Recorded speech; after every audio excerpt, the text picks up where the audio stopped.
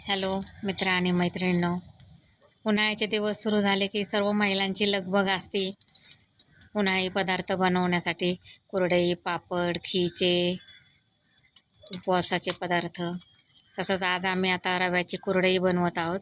3 दिवस रवा भिजत ठेवला होता आणि काल रात्री पाणी निथळायला ठेवलं चीक बनवायला, आणि आज सकाळी रवा हाटून घेतला चीक आणि शिजवून घेतला आम्ही.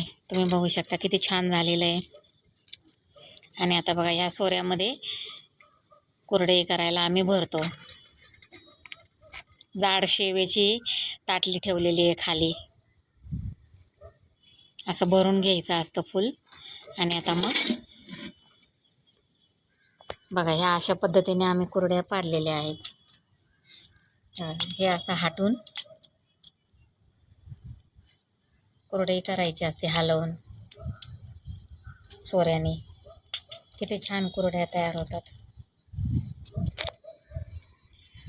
अशा पद्धतीने आम्ही सर्व कुरड्या तयार करून घेणार आहोत.